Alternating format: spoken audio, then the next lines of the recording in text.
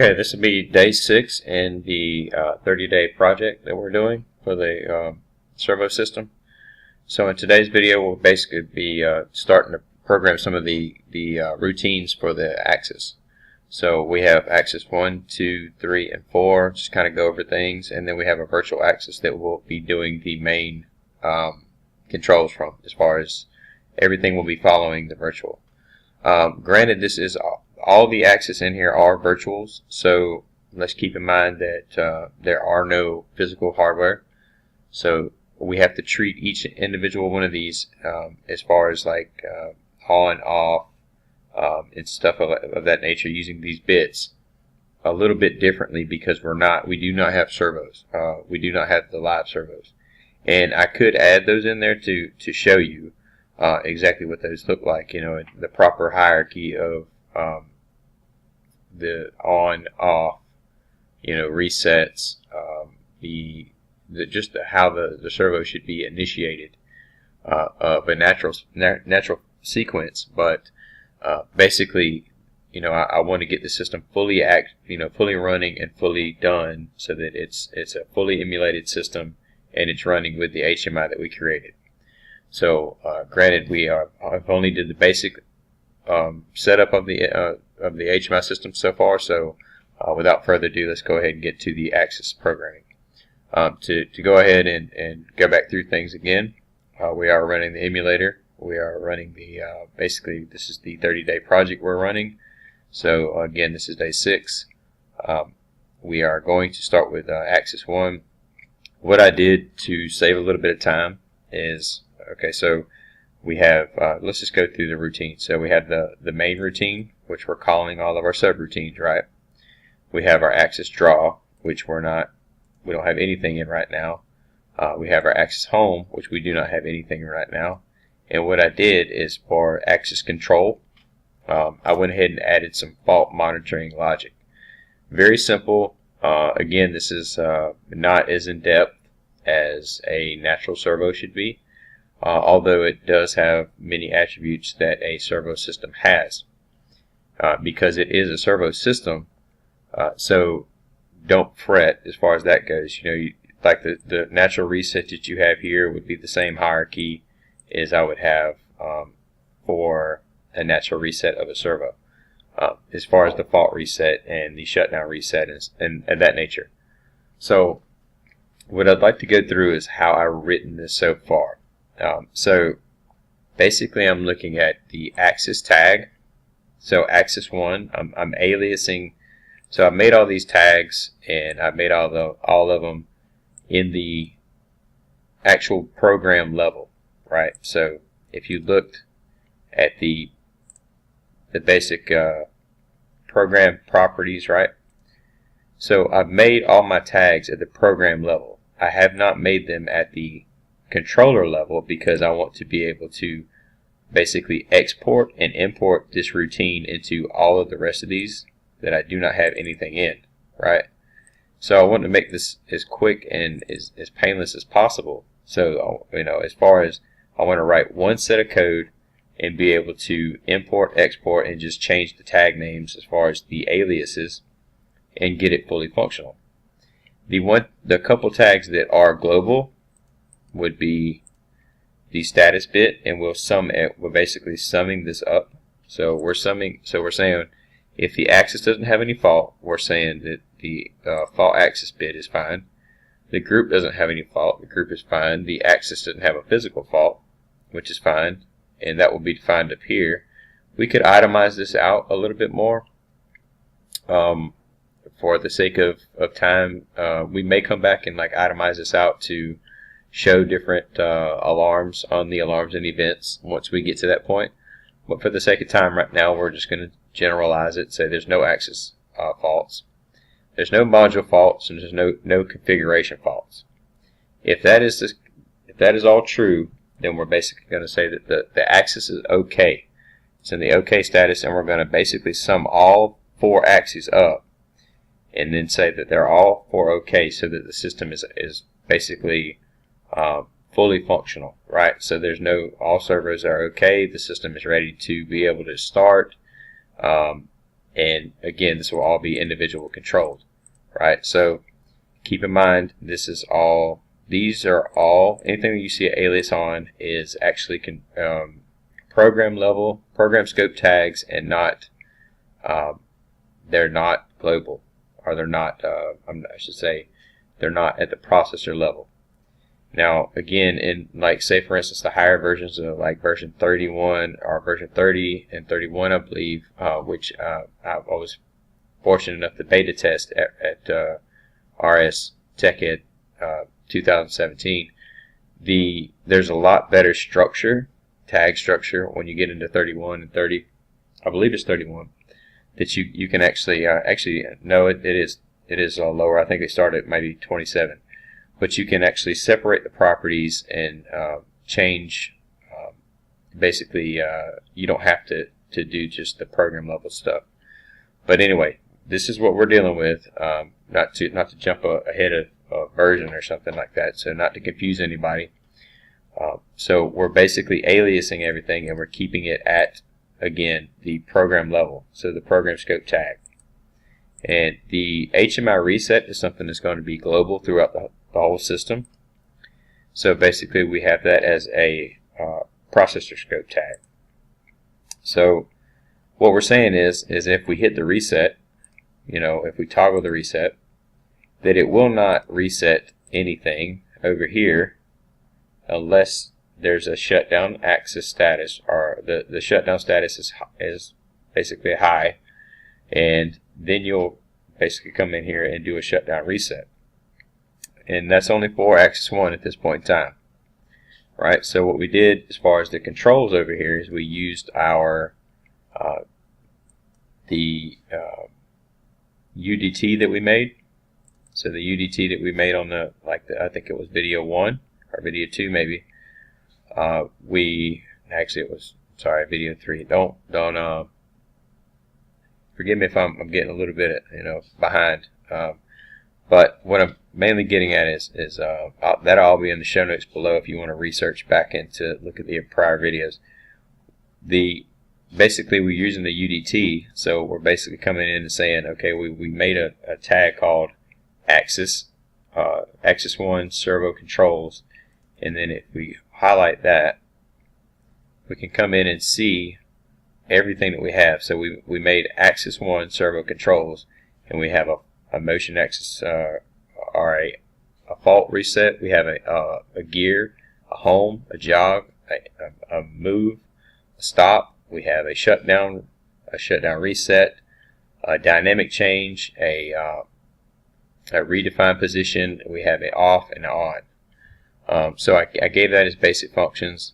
Again, just to kind of go over that, we utilized that UDT in that. So basically we came in, and I'll show you how I did that when we do the homing. So I'll actually program the homing live, just to kind of save time on this. I did this prior. So again, if we hit the reset and there is no shutdown active, it will not transition to a shutdown reset. It will come down and say, okay, well, there's obviously no shutdown. So if there is a fault, if there happens to be a fault in this tag, right? So say there was 2 or whatever. I can't put anything in there right now. But if there was a fault in there and it was not greater or not equal to 0, then it would go ahead and do a fault reset. And at that point in time, we could throw in some more logic to say everything was, everything's ready. But in the meantime, this is basically what we're going to do, because we have our summing bit up here. We're treating this like a summing bit. We're saying the Axis 1's OK status bit. It's a summation of everything being OK for the particular axis that we have. So what we'll do is basically we'll come in and we'll export. And now that we've kind of went through the logic, and you kind of see the hierarchy of how I'm doing things, right? So we want to say the main control, right? And we want to go ahead and get that to that point. Now, what we can do, being that we have main control down here, we can go ahead and delete that. and then we can come back and we want to import. So at this point in time we want to import, right? Bring back in main control. Now we want to keep the name main control, obviously, because it's at a different program level. Now we want to go to tags, and everything over here, the final name and everything, basically you want to go through and you want to replace, right? So everything that says axis 1,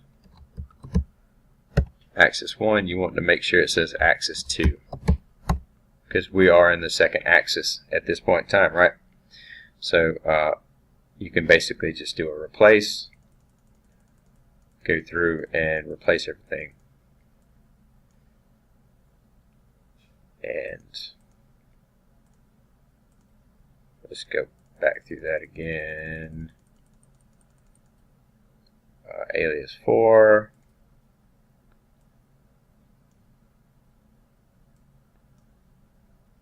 Okay, so we want to go ahead and change this stuff to just existing, find and replace. Oh, I see what's going on here. So make sure you look at that too. So see, it said axis, we have axis 1, axis 2. So the naming culture right here is slightly different, because if you look, we have an underscore. So let's go ahead and change that as well, and we'll put that down here like so. And again, we'll go back through and replace that. Okay, so as a finished product, we want to go ahead and look at everything. Just glance over it real quick, make sure all the tags have changed over. They look like they have. We have an existing, use existing, but we already had that tag in there, so it's no big deal. And then we come back and basically accept, right? So we accept that routine, and now we have everything the same, right? So everything is transitioned over. We don't have any more programming that we have done. All we have to do is merely import back in. So we want to do the same thing on the next axis. So let's go ahead and do that. Let's go ahead and do this for axis 3 now, right? So import, and this is modulus programming, right? So this is making things quick, easy, right? So we want to make sure it's as quick and easy and painless as possible, right? So again, go back to tags, axis 1, right? Search axis 1, because we're still dealing with axis 1. You see that in the final tag right here, right? And we're actually doing this for axis 3 now, so let's go ahead and replace those. Okay, so now let's throw in the underscore like we did before, and let's go ahead and replace those. Okay, so again, let's go back through these, make sure everything's good, everything looks good, and we go ahead and click OK. We go down, open it up, verify that everything's saying what it should. Everything is exactly saying what it should. Let's do this for axis 4 now. So again, delete the control main. And the only reason we threw that in there before is to show a hierarchy of basically what we want, right? What we're trying to put in there, trying to control, trying to implement. Okay, so real quick, let's throw that in there. Again, keep the same name. Axis 1 is still the one we're changing. So now we're doing axis 4. Okay, so replace. You see that happening? Okay, so we go back and put our underscore in there. Okay, so now go ahead and replace those. Double check, and no worries if you do happen to mess up, you can correct this stuff, but I would recommend doing it right the first time, because it will cause you a little bit of headache. So at this point, again, axis 4 we just finished. Let's go ahead and open that up, verify that axis 4 all the tags did transition. They did transition properly. Again, we still kept our UDT, so if I go in here and look at this, I'm using my basic UDT in the program scope axis 4, and that UD axis for servo controls is our name. So without further ado, we'll go ahead and call that as far as today's program. We're right at 15 minutes. But so far, just to wrap things up, what we did is we, in our control module, our control main, we verified or doing a fault verification. And if the axis is faulted or if it's shut down, we can do a HMI reset and reset a shutdown state for that particular axis. Or if not in an axis fault, or if not in a shutdown state, but an axis fault, we can go ahead and still hit the HMI reset and then reset the servo. So reset the fault. Now we can come down here, and what I like to do too is do it off, but we can come down here and add that logic in tomorrow's video along with the homing. We'll do the same thing with the homing. So again, we're right at the we're a little bit past the 15-minute mark, and I want to keep all these videos as quick as possible, but value added to show that you know what we're trying to accomplish here. So I appreciate your time and appreciate your patience.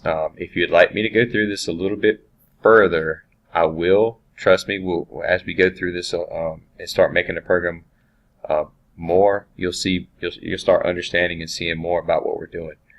But no worries if you kind of don't grasp the fact of you know what's happening here. But you know, for those that do, you know, you probably see maybe a couple different aspects of what we can add as well. But keep in mind we are using virtual axis, so we are kind of limited. Again, thank you for your time, and I'll wrap this one up today, and we'll pick up today or tomorrow on the next one. So to end day 6, we added our fault logic in each one of our independent axis 1 through 4, and again, just we'll have another one posted tomorrow. So thank you for your time again.